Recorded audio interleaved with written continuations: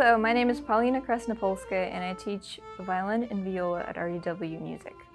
So the best thing about teaching music for me is that I get to be on the other side. So I was a student for 10 years. It's kind of a field that I've spent a lot of time in, and it's almost like a habit and a comfort activity. And so to be able to continue doing it as a teacher gives me a new perspective and just keeps me engaged and never bored.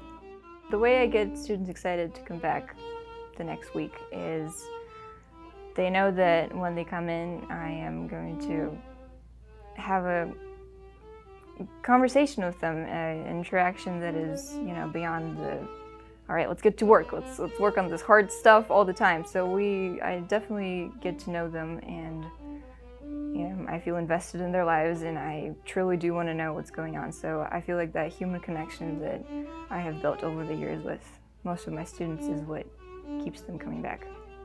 So a recent breakthrough that I had with a student was when she was a younger student. She's a fourth grader, and it was really hard for her to focus in lessons. She had a lot of questions, was very wiggly, would move around a lot, and I thought that whatever I would say would go in one ear and out the other. Well, it turns out I was wrong. She actually remembered a lot of the things I said in class, and this past month just her focus all of a sudden improved, and she had a huge jump in the quality of her sound and intonation. So be patient with those wiggly ones. They actually do want to be there.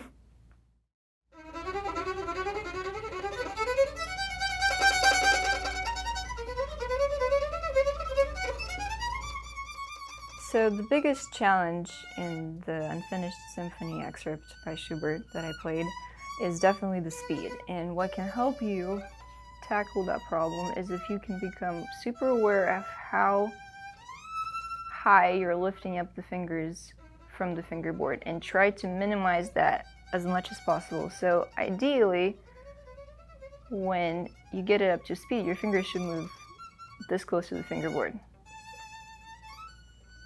It's like a little half a centimeter lift-offs instead of, which will slow you down, and it will create all sorts of messy sounds, and it will hurt your coordination between your right hand and your left hand. So definitely be aware of how much you're lifting your fingers off of the fingerboard and try to minimize that space as much as possible.